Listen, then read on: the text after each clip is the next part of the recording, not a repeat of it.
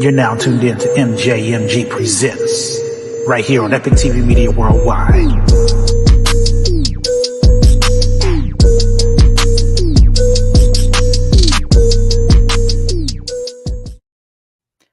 What's going on, everybody? What's going on? This is Miss Jackson Media Group Mondays by way of Epic TV.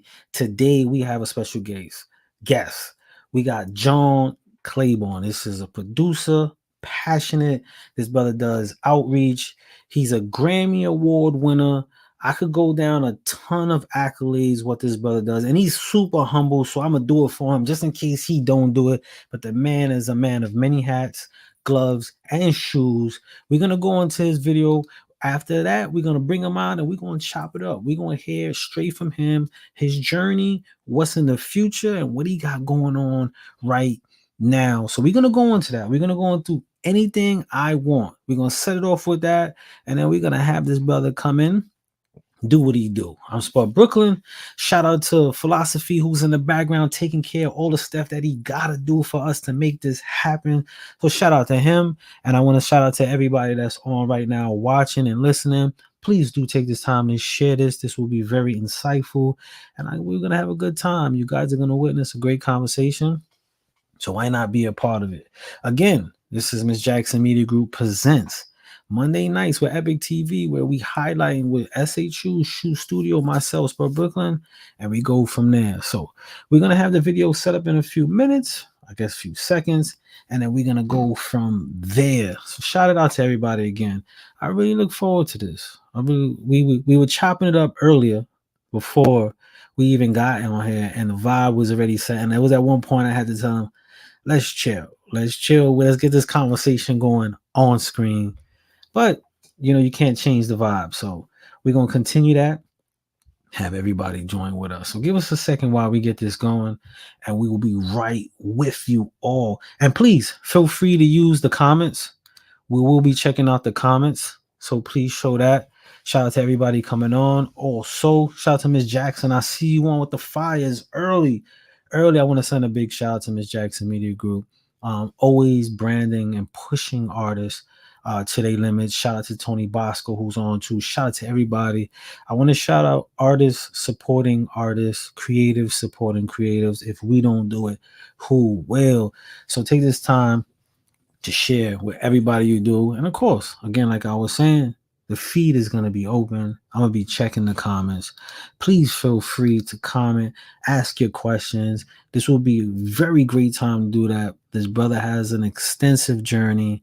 He's been on some of the platforms that we watch on TV. He's actually been awarded some of these things. So you most definitely want to get your pen and pad out, take some notes, or ask those questions, and I will most definitely do it. So yes, we are ready to drop this video. Let's do this video. Let's go right into it. This is Anything I Want. Let's check that out real quick.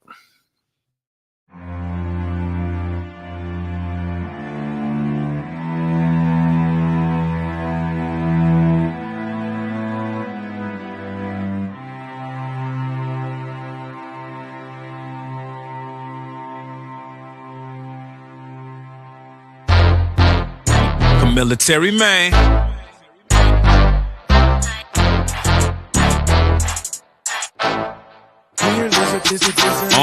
Counting 50s, counting hundreds, that's my therapy. Getting bread, you think I was dating Sarah Lee. But instead, let me tell you why they mad at me. Cause we eating and they salary is losing calories. She said my car cooling, wet enough to drown, you could call it carpooling. Make her seasick every time my car moving. Shark Tank got me feeling like the Black Mark Cuban. That just mean my TV's on. Swingers on my whip, known to dancing twist, more than white boy Chris. Back pocket money, you could call it payback. Pat say Jack the way my lag lay flat, spinning on the wheels of fortune. Can't you see I'm scorching? Pop trunk got the caddy looking like it's morphing. Ew, hate on me or my deposits. Before I give a care, I'd go and bulletproof my wallet. All these fights I can't help but see. Go anywhere, I can have it. And never can shine, yeah. Money flowing, a big rolling. All these fights I can't help but see. When I was broke, could only afford to pay attention. I'm studying the moves of grace that pulled up in them Benzes, and now I'm winning. Mention of my name and it's evidence. My likeness to them is synonymous with dead presidents. Ironic to be free with a pocket of slave masters. Jimmy Choo's, heated floors with views of Calabasas. Monopoly with property, having so many assets that my kids are accounted for in the family. I was born to be the GOAT. Hell, all my folks at the petting zoo, Michelin star cuisine. It's come a feast for the revenue, champagne for the pain. We was in the kitchen and hell infused, discipline or regret. I really didn't have to choose. Woo! Knowing my mindset's different, they find that difference to downplay like I ain't winning. These rims ain't spinning, these bottles ain't popping, the money ain't spinning, and all these women ain't here cause a young boy winning. Look at their faces. All these lights they can't help but see. Go anywhere, I can have it. In Hurricane Shiny, yeah. Money flowing, big rolling. Yeah, all these lights they can't help but see. I got them like, get back on the pen, do it again. Been focused on the business plan is to win. Renaissance, putting in work, consistently getting the win. I'm talking Grammys, Golden Globe Emmys. Yeah, the journey long, persistently making money calls. Hustle to get our money on, grinding to keep the money long. Hours and hours counting the money long. And she wanted hours and hours, I'm talking money long. Just a reference to the song, back to that paper route. Stacks to the ear like a phone, I'm posting paper clout. Send me quarterly residuals, that's a real paper route. Who you think I thought I was and what you haters thinking about? Counting 50s, counting hundreds, that's my therapy. I'm in a threesome with the Debbie Cakes and Sarah Lee. Counting 50s, counting hundreds, that's my therapy. Living legends say that term when you mention me. All these lights they can't help but see. Go anywhere, I can have it. In Hurricane Shiny, yeah. Money flowing, big rolling. Yeah, all these lights they can't help but see. In Hurricane Shiny, yeah. Money flowing, big rolling. Yeah, all these lights they can't help but see. Yeah.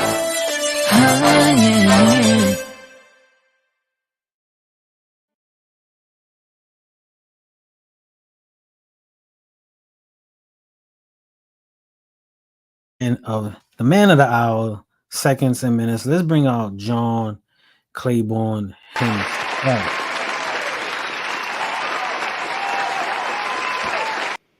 Appreciate you. What's going on, my brother? What's going on? Man, appreciate you having me. What's up? Oh, thank you. Before we even go into like the meat of it all, right? Because I know a lot of our viewers are on right now. They want to get to the meat of it. But before we get to the meat of it, man, could you give us a little background of like where you started, where you from, where you rep, who you are for those who don't know and just know the now you. Like let's introduce, Right. let's you introduce yourself. What's up? I go by John Claborn, formerly known as Mixed by Claborn back in my early days. I started in 2007 with Clout Records. I went straight from my bedroom. I DM'd them on MySpace. I said, "Hey, what's up? I see y'all working in the city. I'm a producer engineer," and they said, "Come through." And luckily, I BS my way through the studio. I was like, "Oh my gosh, what is this new software? What are these people?" But they stuck with me. I stuck with them, and so 2008, yeah, we released Lil Peace, his Young and His Reckless album, and then the other album, and that was my first start right here in Dallas. And then I went on there from went to Session Works where Dero Music did Ice Cream Paint Job. Nice. Of course, that's history at this point. Twisted Black was coming through there before he went to, before he got locked up. So, this was the before Twisted. So this was like fresh on that. I'm a fool with it, like right when that dropped. So, and of course there was a whole era where, Atlanta got the Freaknik, but Dallas got that whole era in about 2010 with Club DMX, Club Beamers, Club Jamie's Rhythm. Like, yeah, we all know what, so, the whole boogie movement. I was in the thick of it with, the Party Boys, the GS Boys back in the day. So it was, Ricochet. It was a lot of people just running around, just causing a ruckus. And then from there, I went to LA and met with a whole bunch of other new cast of people, worked with a great talented people.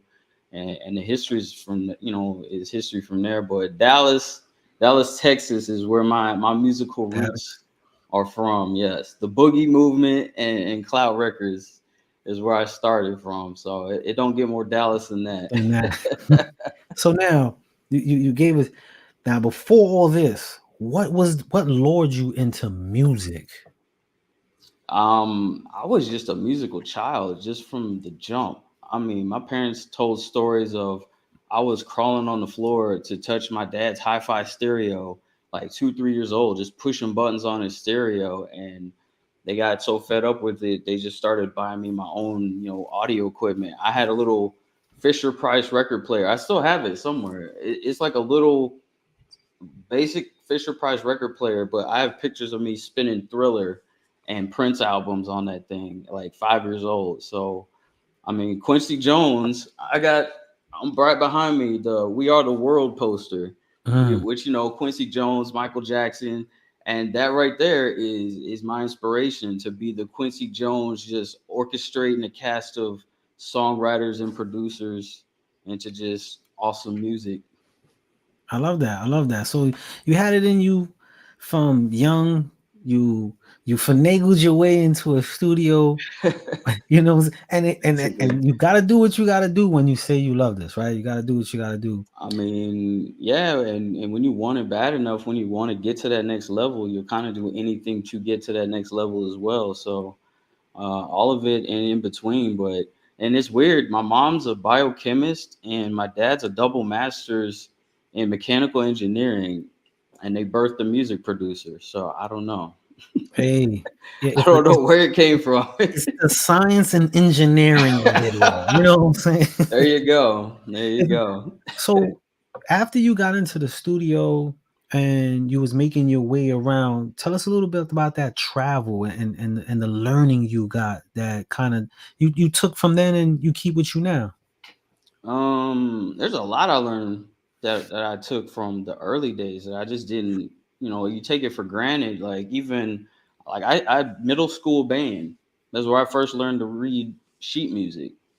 And Nice. you're just in band, you're a kid in middle school, you don't think nothing of it. But I'm sitting here decades later, like I can read sheet music because I learned it in middle school. So it's like just the little details along the way just all adds up to this fountain of knowledge. When it comes to music producing, especially now with a lot of technology and software, like you just gotta constantly keep up. Like, oh, what's that DAW? Oh, what's that plugin? Show me how you use that. Yeah. Like, you don't even care if you're gonna use it, but it's just like, no, show me how that works. Let me see what people are doing these days, and just keeping up. So, just that early stage of what's this is allowing me to keep up in my older age of what's this. Oh, AI now? Okay, cool, let's do it. Instead of, oh, we didn't used to do that back in my day. No, Yeah. I'm embracing all the new, anything new. So my early days of just being curious has now just led me to being relevant because I'm so curious. I love that. I love that. I love you have to travel along with the time. Yeah. And you take what you can then and you travel along with, and some stuff you're gonna throw away. Some stuff you're gonna throw away, some stuff. Early in the show I mentioned how humble this brother is. His brother's humble. Right now he could pop his collar and he could talk about a whole lot of stuff. Man. I wanna go into when you really saw your turn of events in I would say success or advancement, accolades, however we want to decorate it. When was that moment when you was like, yeah, I'm on to it? I would say that's a twofold answer. There's like an inner discovery and then there's like an outer discovery. Where like the inner discovery was I met Dr. Dre's engineer in LA, and he was this cat where you in your head you're like, yo, I'm about to get the gems of the industry out this guy. Like he's about to just put me on to so much game. So I'm in the studio with him, and I'm looking over his shoulder and I'm like looking for the gems. Like he's about to push the magic button any moment, like this. And he spins his chair around to me and says, so how do you like get clients? And like get and meet new people to work with. And I'm looking around like, you talking to me? He's like, yeah, like I saw you working with so and so on Instagram the other day. How do you get new clients and how do you? I'm like, no. Like this isn't. I'm supposed to be asking you the questions. Like, wait a minute, what are you trying to get at here? And he was basically in a situation where this was, after the Compton album. And Dr. Dre gonna do what Dr. Dre do. He's like, hey, if I'm gonna take a 8-year hiatus, I'm gonna take an 8-year. But his engineer is now just like, so what am I supposed to? So he's looking at me like, hey, how do I get work in the industry? And I'm just sitting here like, dog, like yo, I can't like, some gems. Like where? Yeah, I'll just he's a cool dude. I love him to death, but I mean that was just an eye opener to me that says like, there's nobody else. There's nobody else. You just take it from here. Trust your gut. There's nobody else that's gonna tell you anything, show you anything. You've got everything you need. So I'm like, okay. My outer moment was definitely the first Grammy win, where they say, oh, that stuff will change your life. Where I'm talking about like that night, I got DMs from people that had no business DMing me, and it's just like, okay. It starts now. Go. It starts now. Got it. So yeah, and it's just it doesn't change from there. As long as you maintain what you're doing and who you are, like that doesn't stop, and it keeps going. You do it again, keeps going. And so it's just that's definitely a life changer. Win your first Grammy, definitely will change your life. I want to point out to our viewers like how subtle he is. Yeah, when I won my first Grammy, like, man, look.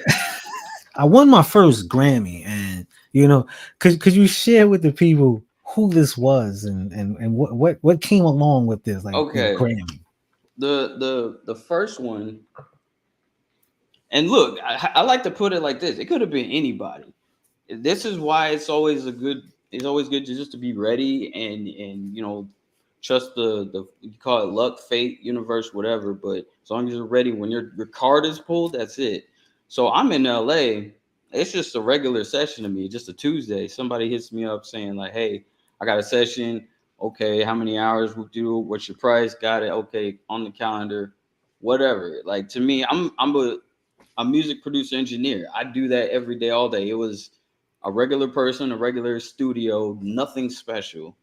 So in walks this songwriter. Her name's Cadence.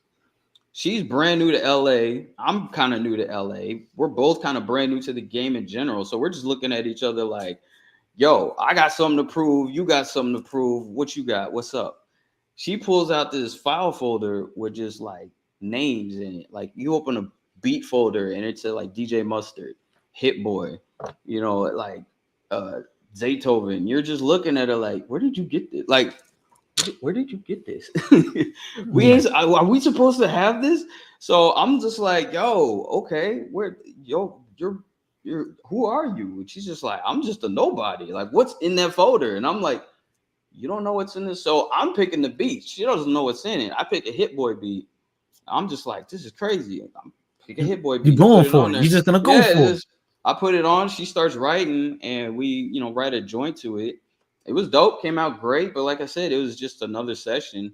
I went on with my day, she went on with her day. 2 hours, no, not 2 hours, 2 years later, she hits me up and says, hey, Hit Boy and Ariana Grande love the song. I'm like, Hit Boy and who? She said, Ariana Grande. I was like, oh, I know who that is. I'm Googling like Ariana Grande. Yeah. I know who. So, I'm not going to lie and say, oh, I'm just the biggest pop Ariana Grande fan. No, I really actually had to like research her body of work and be like, okay, this is who has my song.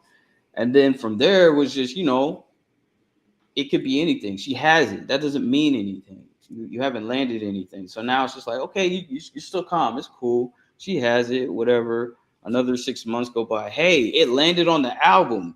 Oh, word? Oh, now we're talking. Okay. Now the conversation has amplified. Yeah, I'm like, okay, so what were we looking at? She's like, yeah, track 12. I'm like, okay, so barely made it on there or whatever. That could be strategy, whatever. And then, 6 months after that is the Grammy nomination. And then from there, my light bulb clicked as into how all this works, because the A&R secret to that is that whole Ariana Grande thing was a strategy play set up by her record label. In that, if you look up that year she won, it was 2009. No, she dropped the album 2018. The Grammy nominations were 2019. Both of those years was no Taylor Swift, no Beyonce, no Rihanna, no Justin Bieber. You can cross over to the men. It was like no Ed Sheeran. Like there was like nothing. Her albums, her labels just said go, go, go, go, go. So I like as soon as the nominations came out and I saw the other nominees, I was like, oh, whoa. This is a win right here. Like this is, who are these other people even? Like, yo, I'm like, yo, Ariana, this is like a home run hitter with nobody else's all-stars playing in the game. You're just like, yo, this is a clear like home run for her record label. So of course, now you see the plays. What, she won the Grammy. Now she's got a whole makeup line that she's doing. She got like all kinds of business, endorsement. It's like, it's you see the plays, you're like, okay, got it. Now the second one, that was with Killer Mike recently on his Grammy sweep. So shout out Killer Mike. Shout out to you. Shout out to you too. Look. First of all, look, I'm gonna go ahead and rewind that back. I'm not gonna let you get away, man. Okay, so the second one, I'm over here just like, just saying like, yo, what can we do next? What's on my plate? I'm thinking music publishing. So I'm like, okay, cool. Let's do some music publishing. Who's down to do it? A few of the homies are like, hey, I'm down. One of the homies was Jay Rhodes. Been knowing him since 2011, 10, something like that, a long time. So I'm like, bro, say less, no question. Sign him up. He dropped 50 beats on me. Like, just here. Let's see what we can do. They've been collecting dust on my drive. I'm like, this is what this is for. Say less. None of those 50 beats did anything. I'm still stifling through them. I look up and he's like, hey, bro, I got a placement. I'm like, what? Oh, he's like, yeah, Killer Mike. I'm like, yeah, that's what's up. Killer Mike's pretty cool. Oh, yeah. Hey, Grammy nominated. Wait, bro. Wait, hold on. Wait a second. Wait. What, bro? Killer Mike? I'm like going through the internet. Like, did something happen that I missed? Did I miss something? Okay, album. Yeah.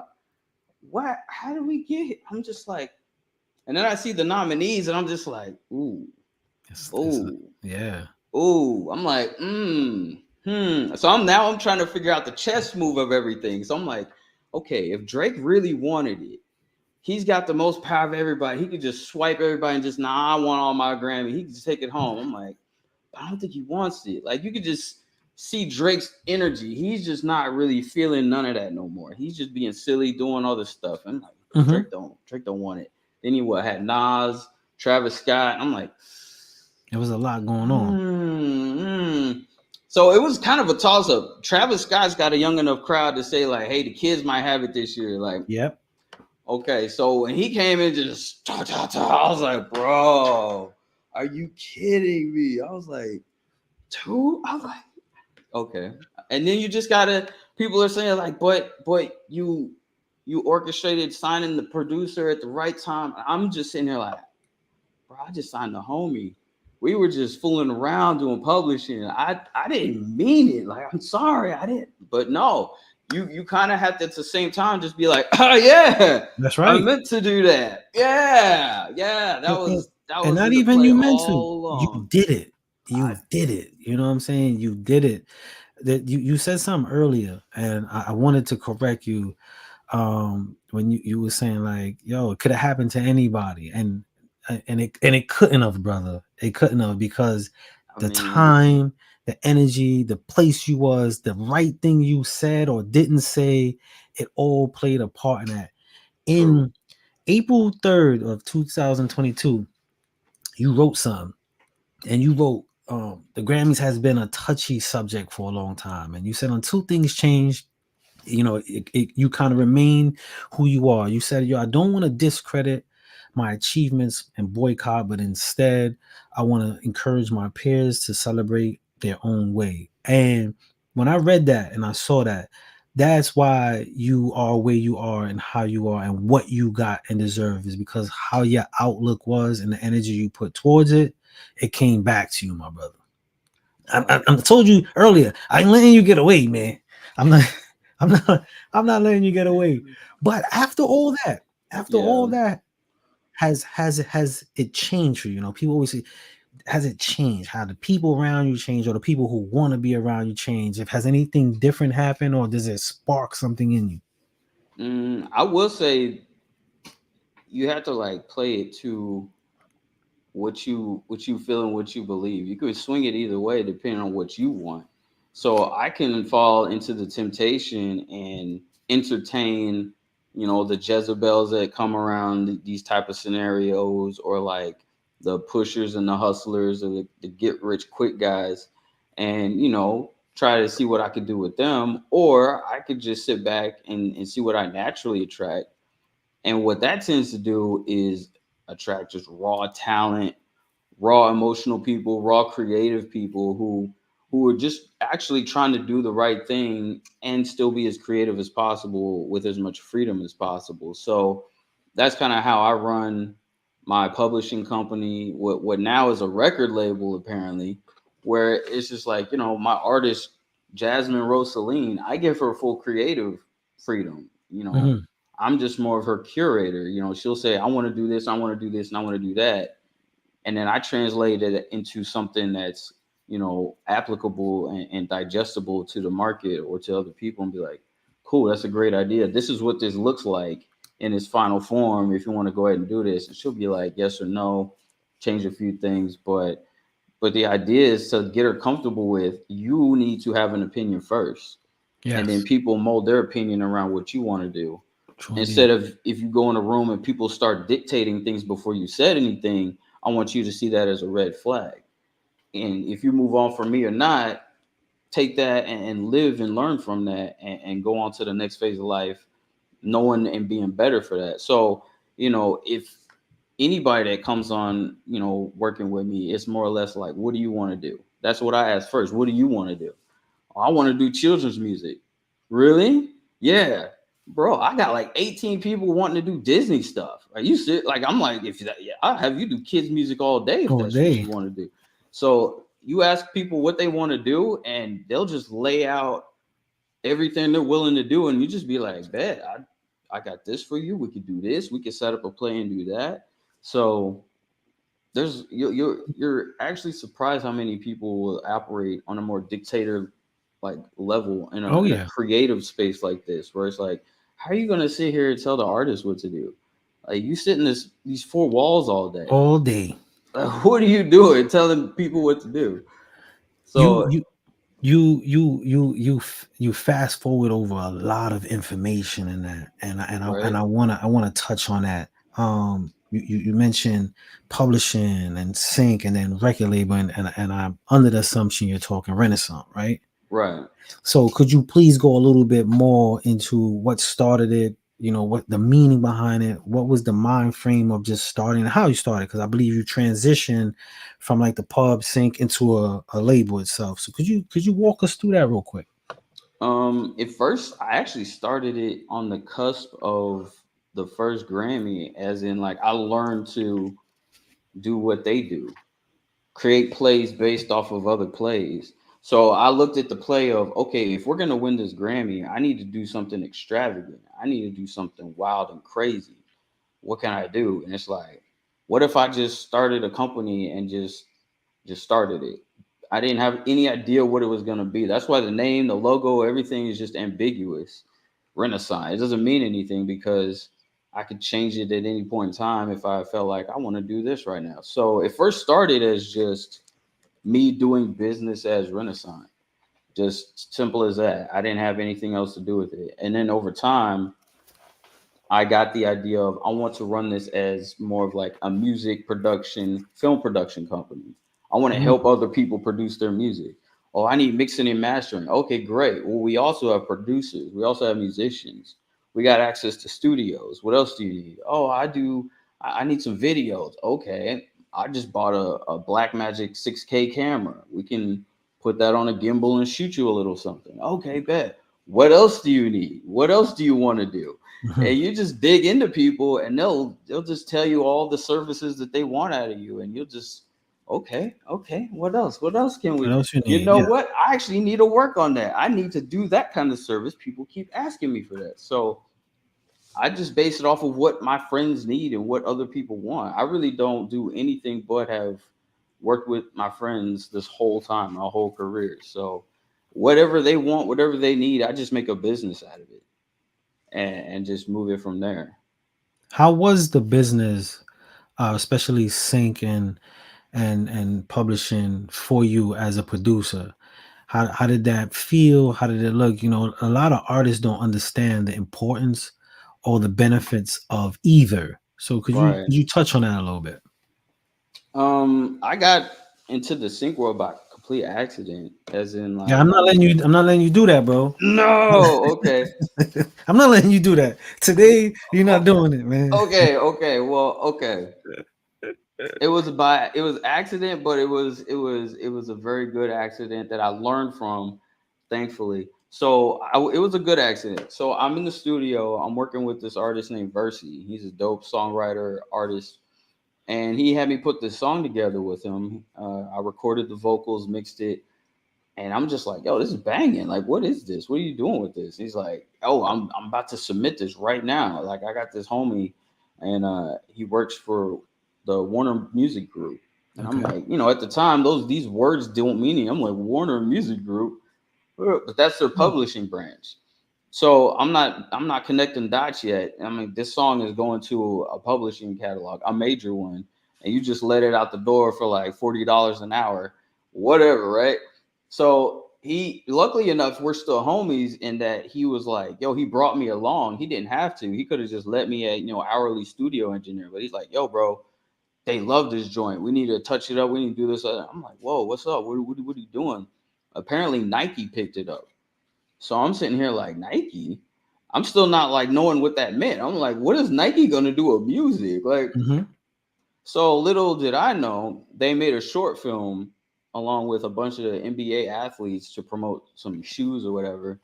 It's called Bring Your Game. It was like a long video too. It was like 15 minutes, like a short film. So I'm like, oh, okay. But it had LeBron James, Future, a whole bunch of people in it, and our song was in this short film for the Nice. whole LeBron James segment. And I'm like, yo, you could. First of all, my music is in film. I'm like, you could do that, and I'm like, yo, and that's us. I was like that's literally my mix in this film. I'm like, bro, we should have touched it. You didn't tell me. We could have mixed it. Man, the drums aren't right. I'm like, oh my. So I'm freaking out. Like, why wouldn't you tell me to, like, why wouldn't you say we're about to send this to something crazy? Maybe we should make this perfect. I really just, like, I was just praying the mix was good. I'm like, I don't even remember if I mixed it good. I was like, bro, we just did that song. I'm like, are you serious? But I mean, it went on to stay in this film. And in fact, that plaque right there, I mean, that's why I got it, because I can say I have a sync plaque. Hmm. That's not a record industry plaque. That's a plaque from Sync, from Nike, doing 10 million streams on that short film. And it's That's just right. like, That's right. Talk your shit. I'm I finally mean, talk your yeah. shit, man. Yeah, so I had to get that one. I was just like, okay, nobody's got a sync plaque, because that plaque right there has Kobe Bryant. Actually, you know what? Hold on, hold on, hold on, Go get it. hold Go on, hold get on, it. hold on. That's what I'm talking about. We gonna see it live and direct. He went up and go get it. Take it off the wall. We want to see it. Okay, Come this on. plaque, it's got Kobe Bryant, LeBron Wow. James, Kyrie Irving, who's doing crazy stuff right now, Look at and that. then just like a whole bunch of, like, some of these younger cats on here. So it's like, yeah, it's got the late great Kobe Bryant on here with LeBron That's James it. and a couple other people. That's So it's right. just like, yeah, I had to get this one. Like, I Yeah, just had to. you earned that one. So it's No, just no, one of no, those brother, things brother. where We got to get that it's back a in the good shot, story man. piece. We got to get that one back in the shot, man. You got to put that back on the wall, brother. Put it Come back on on. the wall. We got to get that in the shot, man. Today is your day. We got to get that back in the shot, man. Come on. That's right. That's right. Nah, that's super dope, man. It's good to see creatives doing all kind of different things in the passion of their love, whether he said by You right accident. though. You right. You know what I'm saying? It's a beautiful thing. Yeah. So after you did that, and we're gonna segue into some more of your work. Give the people who jumped on and didn't see. We're gonna go into another video shortly, and then we're gonna touch a little bit more further into some more of the other stuff you do. Because along with your passion, you also have outreach and all kind of different things you dabble in. We also gonna talk about the huckleberry. We're gonna talk a little. There's a little bit. We're gonna dabble around because you did a lot of things. Yeah, you did a lot of things. Damn. We're gonna Okay, go you into right. that. We're gonna go into the path of the least resistance. We're gonna go. We want to know about you today. You know what I'm Let's do saying? it. Let's do it. I'm excited. So, matter of fact, while I have you in, I would like to talk about your organization and show a different, not a different light of you, but about what you do further with your passions. Could you talk about the path of the least resistant? Yeah, I mean, so I started a nonprofit along with my for-profit Renaissance. So what my nonprofit is called is Renaissance Initiative for the Arts.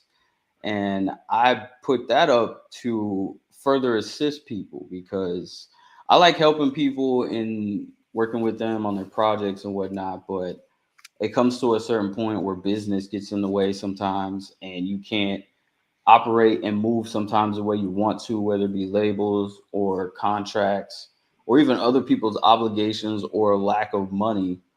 So I'm like, okay, let me figure out something to further help people. So I created a nonprofit, which now lets me freely kind of move around in the same space I'm already in. For instance, I'm helping a nonprofit called Let the Beat Build, headed by Russell Lopez and Brian Keith. And what they do is basically, in a nutshell, they set up these workshops with kids and teach them how to make beats on the laptops. And I'm Mm, like, what? And he's like, yeah, we get these loops, we put them together, and the kids learn how to make beats based on these pre-made loops we have. I'm like, yo. So they put them together like Legos, basically, just making little Lego beats. And I'm like, okay. I'm like, yo, so I want to get involved. Like, how can I help? And then I'm like, so basically, I take my nonprofit and say, look, I want to donate 20 hours a week to help you produce these loops for the kids. And he's like, really? And I was like, yeah, I'll help you do, the structure where I've got them sorted by key, tempo, different genres and whatnot. So I donate 20 hours a week to help them do loops for the kids. And in turn, it's like these kids just are literally making like just mind blowing, Metro Boomin style beats, just messing around on the laptop. So their program is like highly effective, but it's based on what we're doing and what I'm doing with the music production and how I'm donating my time with the kids because otherwise it's just a ton of loops they have to go through. go So to. How has working? I work with a lot of kids, it affects in different way. But it ain't about me; it's about you. How okay. is working with these peers, these youth, amplify for you and who you are? It's definitely shown me that times have definitely changed. As in, we were the kids in like Mars Music and Guitar Center, just in there for hours making beats on a keyboard. And these kids don't have to go through that. Like they can just download whatever on an iPad or a phone and just tap little beats like right there in their living room. And it's just like that's a concept that's just mind blowing to me. Like, wow, if I could have made beats that easily, I definitely would have started at like 4 years old. Like, Right, I dang, feel like you. so it's like they just have access to so much so quickly, but yet at the same time take like no advantage of it almost. Where it's just like, yo, you should be a wizard. You should be the next Mozart. The way you have Mm, access to music, like things, like you should be on this every day to where you're just Bach on this thing. But these kids, they like the simple beats. Sometimes they just want to stick with the drill and the trap beats, and it's like, yeah.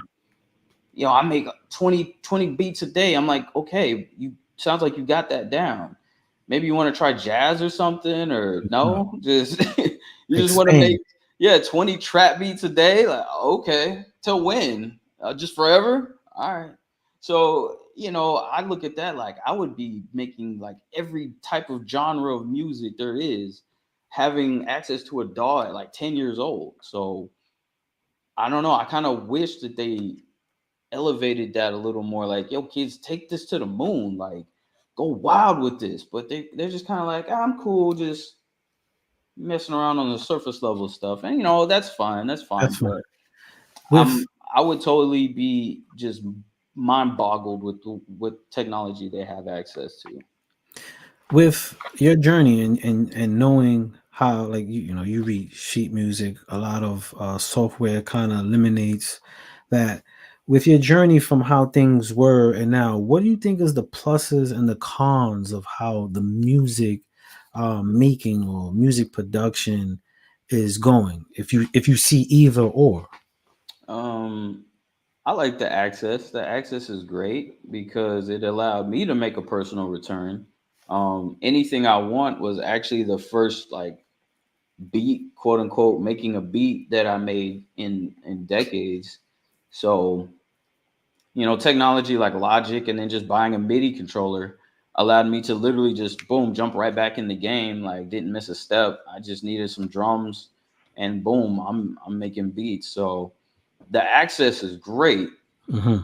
However, though, it's like it's totally washed out the talent pool, as Mm. in like it's really hard to find and sift through the mud to find the actual true gems, as being like an A&R who wants to do it the old school fashion way, whereas I'm managing my artist from the ground up. Like, she's literally out the mud, but I'm sifting through the rest of the mud trying to find another one, and I'm just like, yo, this is just a lot of mud.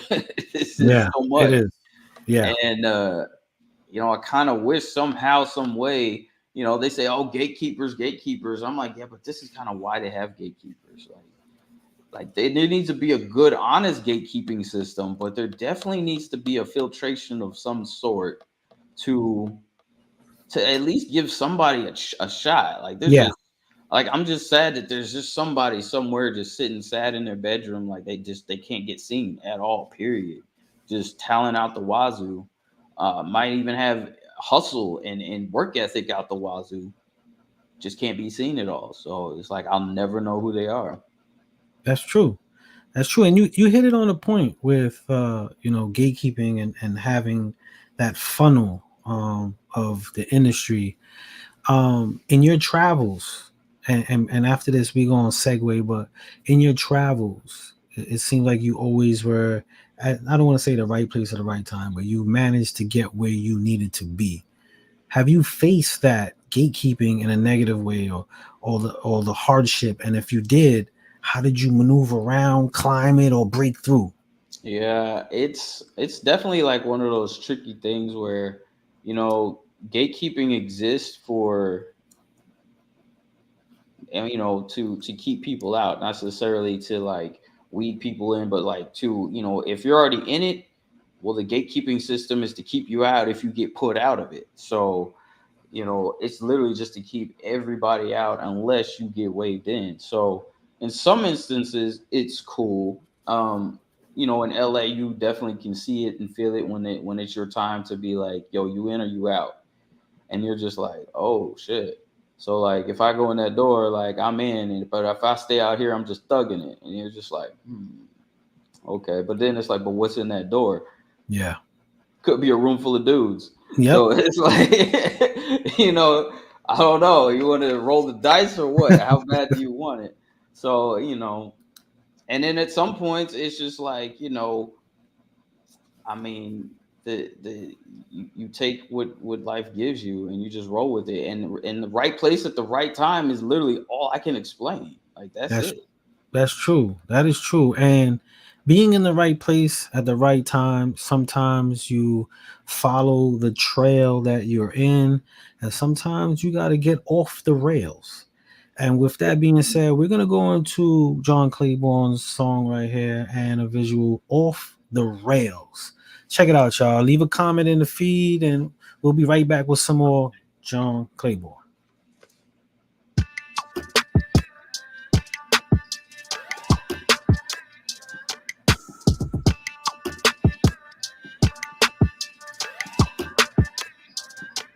Hey, look, I'm dope. Can't you tell? Heat up the water. Break out the scale. Check the drill. Fresh as hell. I'm going crazy. I'm off the rails. I'm off the rails.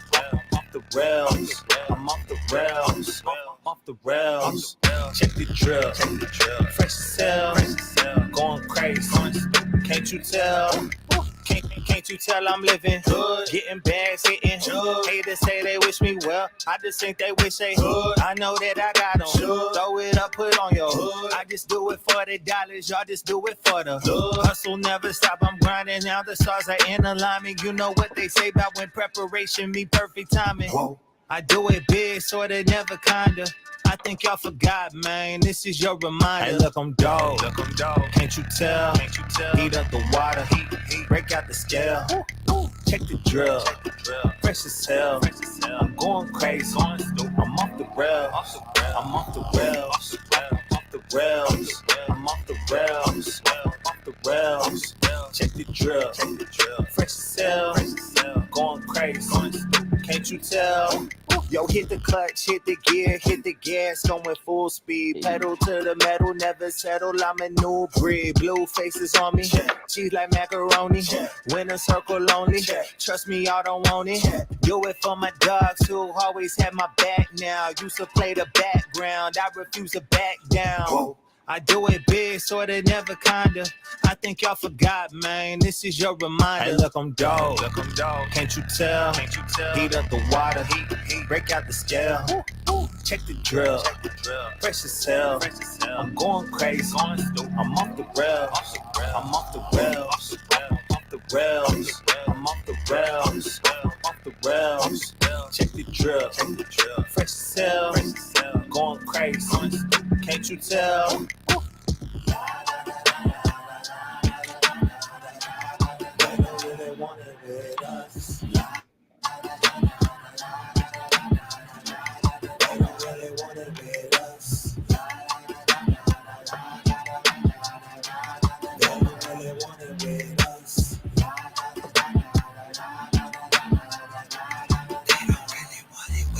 Look, I'm dope. Can't you tell? Yo. Can't you tell? Look, I'm dope. Can't you tell? I'm dope. Can't you tell? Look, I'm dope. Can't you tell? Yo. Can't you tell? Look, I'm dope. Can't you tell? I'm dope. Can't you tell?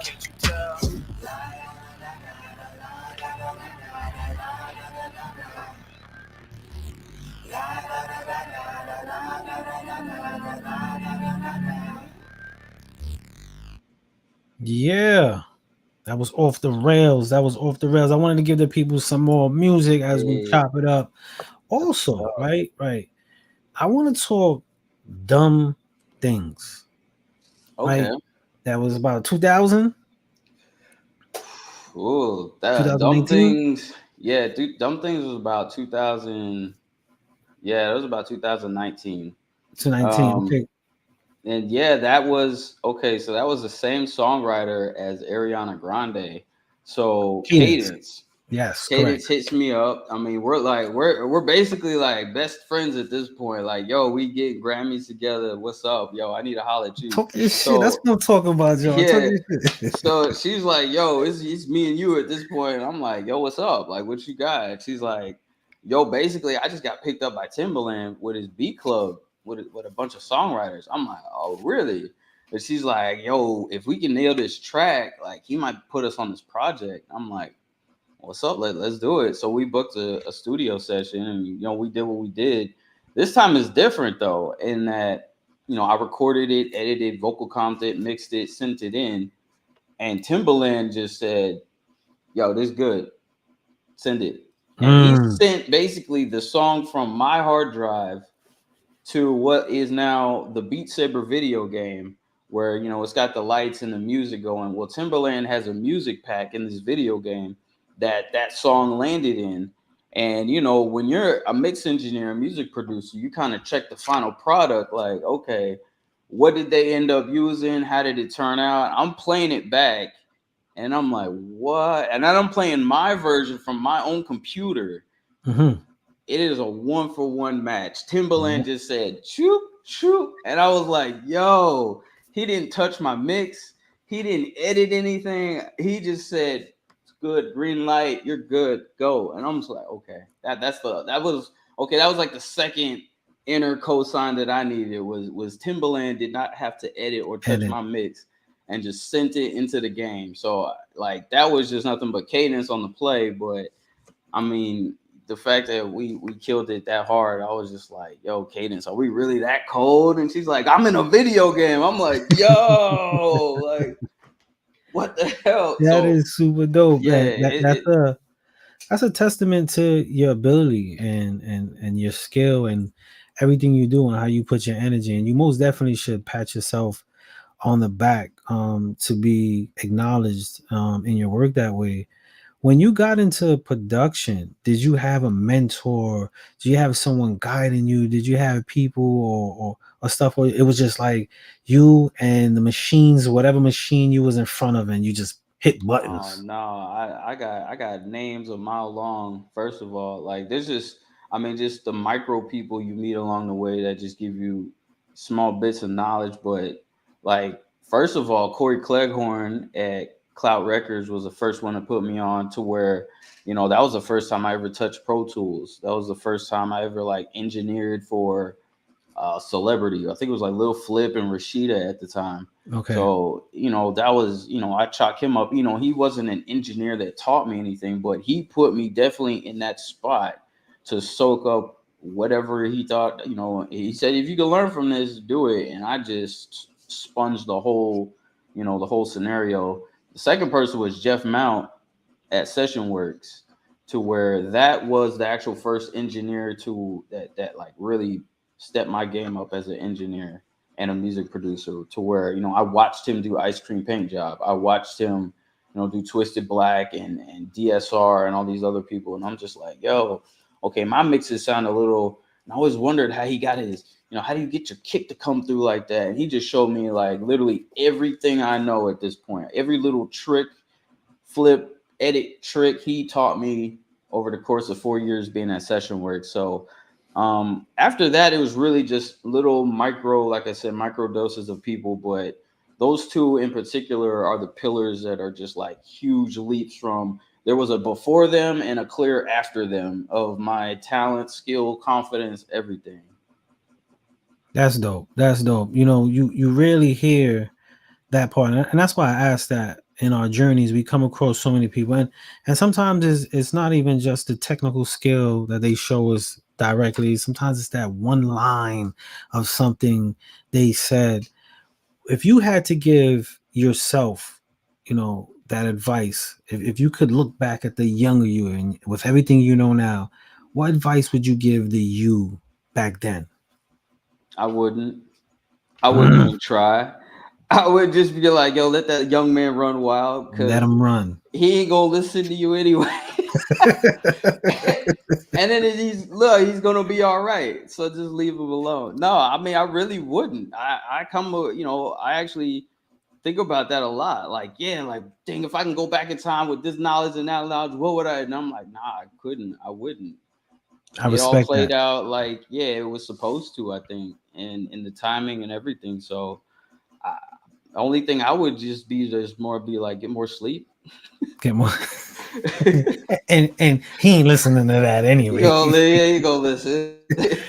So I'm gonna flip that to our viewers. We have some producers that's on listening right now, some creatives, people who are in the music industry, wanting to get in the music industry. If you could share advice, profound, superficial, whatever it is you feel, what would you share with our viewers? I think the key takeaway is work with your homies, work with your peer group. I mean, you hear people say that a lot, but that's the honest truth. In that, like I said, every move I made was with a friend, a close friend. It was never just, I was just in a random room with this crazy high up A-list person and they just threw me on. Nah, it was either through a homie, with a homie, the homie For was a there. homie? Yeah, for a homie. It was a homie involved somewhere to the point where it's just like, just stick with the homies. So, don't let people take advantage of you at the same time. Don't just stick with them because your homie. Like, just like a job. Every year, I'm just like, hey, you've been a good homie this year. You okay? I'll renew for another year if you're homie. Like, Your you kind of homieship has been approved. you still have to monitor people and just like, yo, you still good? Okay, just check and bet. And then just keep it with the homies. So everybody on my publishing, I personally know them. I've met people's parents, their dogs love me, that kind of thing. So it's never just cold turkey off like, yeah, just come in here, sign right here. What's your name again? Doesn't matter. Just sign it. Nah, Yeah. it's just like, I know you. I know what you out here for. I know why you grinding, and my mission is your mission. So that's my only advice. It's just do it with the homies. You know who your friends are, and I know you're like, oh, but they ain't gonna put me. I gotta be in the room with. Nah, no, you don't. Dude is your You homie. don't. If you can't make good music with the homies, you don't deserve to be in any other room. Like, that's it.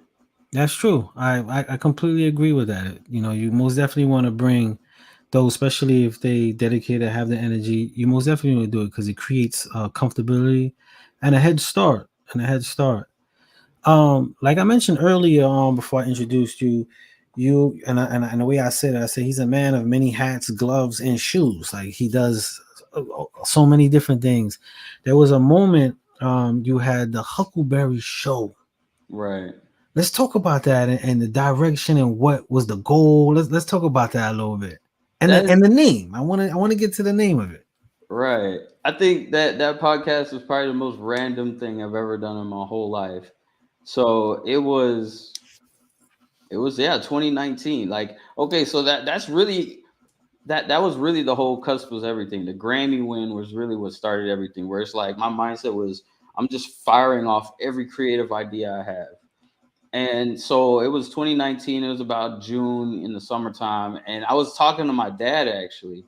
And I'm like, Dad, like, again, he's a double master's in mechanical engineering. I'm asking him like he got any kind of creative, and he's great at everything else, not creative stuff. But I'm just asking him, Dad, what should I do? I need something else to do. He's like, you should do a podcast. I'm like, Dad, what? Like, what? A podcast about what? And he's like, I don't know. Like, every time we talk on the phone, we are on the phone for like an hour or 2 hours. Like, you can clearly talk. So just talk. And I'm like, about what? I'm just like, I don't want to do a podcast. But then I'm just like, you know what? I have a studio. I know how to engineer and record myself. I'm like, literally be the easiest thing I could do. So I'm just like, I just set up the mic one day and just hit record and said, blah, blah, blah. Just started talking for an hour. And then I listened back and I was like, I actually talked for an hour though. Like, So then I was like, wait, okay, let me put some music. Let me put a theme song together. And then I was like, Dad, what should I call it? So us being our favorite movie being Tombstone. Okay. The decision was easy to call it the Huckleberry Show because, of course, Doc Holliday is everybody's Huckleberry. Yes. So I'm like, well, of course, Dad, we'll call it the Huckleberry Show and that's how I entered the show. I'm John Claborn and I'm your Huckleberry. So it was just a fun play on word. I didn't even intend for the name to stick. I was like, it's silly. I don't even want to do a podcast. So I'll just change the name later. Nah, I did a whole 100 episodes. I was just about to say 100 episodes. And what turned out, look, I ended up liking it. And my audience was people I didn't expect. I was just thinking like, again, the homies, like the fellas though. But my sister-in-law ended up listening to it. My mother ended up listening to it. A lot of my girlfriends ended up listening to it. Where I'm like, yo, I'm saying, I don't know what I'm saying. Y'all actually shouldn't be listening to this. Like, wait, why are y'all listening? They're like, I love it though. I'm like, okay. And I just kept going. And, to this day, it's gotten almost like just thousands of downloads. And it's just there. I'm not promoting it. It just exists. And people still listen to it. Like I'll check the numbers and it'll still have downloads, every day. It'll just be 1, 2, 3 here and there. And I'm just like, okay. It might be time And yeah, I called it at 100. I said 100 episodes, even No, flat. I'm gonna just stop it and do something else. it might be time to come back though. It might be time for maybe a 50. We could go 50 episodes. We don't know. It might be time. It might be time. You got a lot more to talk about. You got a lot more to share, and I believe those listeners who listened before, you'll gather new ones Yeah. along with them. I have a few questions in the feed I want to get to. Miss Jackson Media Group said, how many artists are on your roster for publishing? And how do you juggle all this and manage an artist? Right now we're almost at the cusp of 40 different songwriters and producers on the roster. And I was actually having a conversation with her earlier because she was curious and she said, like, is everybody working? Are the people just sitting on your roster dormant or anything? And I said no, because everybody is signed for a specific reason. Versus like if you signed to Sony, well, I mean, of course they're gonna deal with their big hitters first. And if you're not hitting big, yeah, you're dormant sitting on Sony doing nothing. Versus Mhm. me, you know, like I said, I'm hands on with people. So I've got a guy who he just churns out loops all day, every day. He'll just get on his guitar and just hit licks and send me like 50 different guitar licks. And I'm like, bro, like how many of those can you do? And he's like, I do these all day, every day, all week, every week. I'm like, bet. Son, right here. You down to do some publishing? Like you down for me to make some songs out of all these loops you made? He's like, I don't know how to make songs. I just like to diddle on my guitar. I'm like, perfect. Keep diddling, bro, and send them this way, and I'll just do my thing and make songs out of them, and we'll go from there. And he's just like, say less, because I just want to diddle. And I'm like, here's my diddler right here. So it's like he doesn't have to do nothing but diddle for me, and you know I can leave him right there. He doesn't have to make number one hits for me. I take from him what he likes to do, and I go from there. So my whole roster is active in what they do. People like Jay Rhodes are their own beast. He's out here doing his own work, getting his own place set up, and I just come in and assist and do the paperwork and do some admin for him every now and then. But everybody has their role that they do and what they want from me and what I want from them. So in a sense, nobody is dormant. So it's a nice healthy 40 that we almost got. And I'm trying to slow it down as in like, I mean, 40 is a good number, but it's in a sense as in like, you know, I started this off with like 10 people and then it went to 15 people. And then I'm like, okay, wait, I think I know what I'm doing. Can I grow? And then it's like, yeah, so these 10 other people want to come in. It's like, I kind of need 10 more people, but can I have to? So it's just like, you know, you grow it and it keeps growing. And at some point, yeah, I'm gonna have to slow it down because I am managing an artist. Shout out to Jasmine Rosaline. And she's a handful in her of itself to manage a young female artist, and she's doing great. It's awesome, but yeah, to balance it out is definitely a chore. Not to say a bad chore, but definitely new roles that I'm willing to take on. As in, like, okay, I didn't expect to be managing, but she was like, I really want you to manage me. I think you'd be great. And I'm like, I don't know. I kind of just want to do publishing. And she's like, are you sure? And I'm like, I mean, I'll try it if you're down to do it. Like, you have to want it.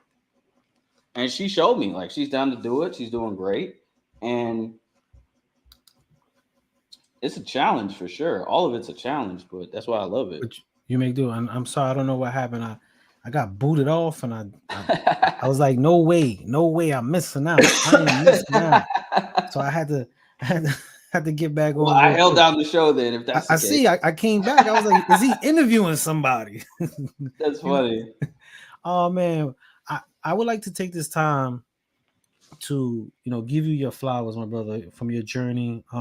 We spoke earlier before the show, and we spoke about how in the pursuits of all this, it's not that oh, it just fell in my lap. Sometimes you gotta take a lot of sacrifices, and I know we didn't touch on a lot of that. I mean, we probably we need 100 episodes Oh to no. do that, you know what I'm saying? But I wanted to take this time to give you your flowers and let you know that everything that you're Appreciate it.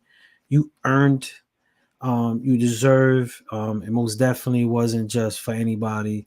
It's designed for you. So I want to open up this floor for you to, give your shout outs, say your piece, anything you wanna go about that, and before we close out. Nah, I just want to shout out to everybody like still doing it. Like this is actually a crazy time to be creating, making music, making YouTube content, anything. So I just want to say shout out to anybody creating right now. So it's tough. It might suck, and it's a lot of ups and downs, and it's a lot of like this isn't even working. Like why am I still doing it? But now you got to keep going because to be honest, the game with entertainment is you just got to survive long enough until that next thing happens. You just got to be in the game because that next thing's going to happen. And it's like, are you going to be in the game still with your computer turned on, still ready to go, your email account's ready to go? Or you sitting at home talking about, oh, dang, I need to get a keyboard again. I got to find me a laptop. Nah, it's popping. It's on now. So that's the whole game. It's like, yeah, it sucks right now, but it's not gonna suck forever. So just stay in the game. Yeah, just stay in the game. Keep creating. I'd like to thank you again, my brother. As the good brother philosophy always says, we want to check in with you probably like 6 months from now, see what you got going on, bring you back on the show. I'd like to shout out Miss Jackson Media Group and Epic TV for always bringing creatives in a space for creatives. Shout out to Philosophy in the background, making shit always work smooth. Even when it might not feel like it is, he got it going on. So shout out to you, man. And I want to shout everybody out. We're going to close the show with how we started it. I think in your life, my brother, everything came in full circle, and it's going to make a lot more circles. So we're going to go, the way we came in is the way we're going to go out and give the people that, man. Again, it was most definitely chopping up with you, man. I get so much out of this. Most definitely when I spit with creatives, I'm at home. I could keep going and keep going. But thank you, my brother, for that. A lot of people are saying, appreciate you dropping gems. There was a few more questions, but a lot of people are clapping, a lot of hands, a lot of salutes. So, and also before we go and we setting up the last video, I want to say, Versi was very clear and said there was a total around 5 to 6 placements, sync placements. So I told you I wasn't letting you get away. We make sure we was gonna try to capture everything. Yes, of course. Yeah, no, that one song, it had some legs on it for some years. He's right. So shout out to that one song, and that's the other thing too. That one song you don't know what it could do. So what it could do. Put your foot in every single one of them. That's right. That's right. So we're going to go back into Anything I Want. You have a good night, my brother. Everybody out there have a good night. I'm Spot Brooklyn. This was John Claborn. You'll be able to check this video out after it's reposted. Thank you for your time. And we are out. Appreciate y'all, man. Much Anytime. love.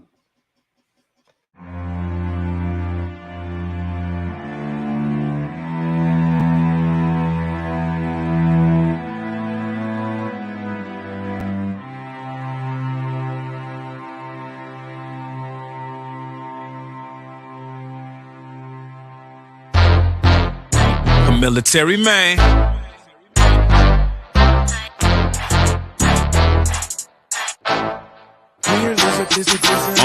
Counting 50s, counting hundreds, that's my therapy. Getting bread, you think I was dating Sarah Lee. But instead, let me tell you why they mad at me. Cause we eating and they salary is losing calories. She say my car cooling, wet enough to drown, you could call it carpooling. Make her seasick every time my car moving. Shark Tank got me feeling like the Black Mark Cuban. That just mean my TV's on. Swingers on my whip, known to dancing twist more than white boy Chris. Back pocket money, you could call it payback. Pat say Jack the way my lag lay flat, spinning on the wheels of fortune. Can't you see I'm scorching? Pop Trump got the caddy looking like it's morphing. Ew, ew, ew, hate on me or my deposits. Before I give a care, I go and bulletproof my wallet. All these fights I can't help but see. Go anywhere, I can have any. And everything shiny, yeah. Money flowing, a big rolling.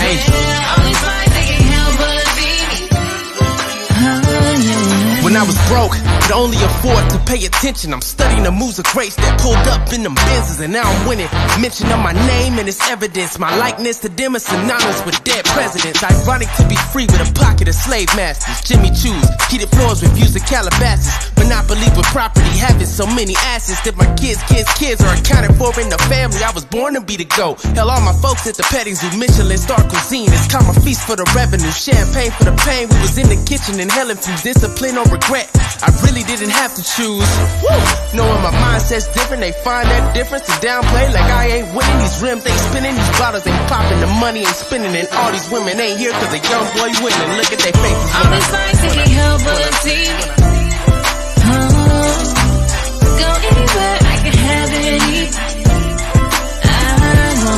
In paradise, shiny, yeah. Money flowing, a big rolling, yeah. All these lights they can't help but see. I got them like, get back on the pen, do it again. Been focused on the business plan is to win. Renaissance, putting in work, consistently getting the win. I'm talking Grammys, Golden Globe Emmys. Yeah, the journey long, persistently making money calls. Hustle to get our money on, grinding to keep the money long. Hours and hours counting the money long. And she wanted hours and hours, I'm talking money long. Just a reference to the song, back to that paper route. Stacks to the ear like a phone, I'm posting paper clout. Send me quarterly residuals, that's a real paper route. Who you think I thought I was and what you haters thinking about? Counting 50s, counting hundreds, that's my therapy. I'm in a threesome with the Debbie Cakes and Sarah Lee. Counting 50s, counting hundreds, that's my therapy. Living legends say that term when you mention me. All these lights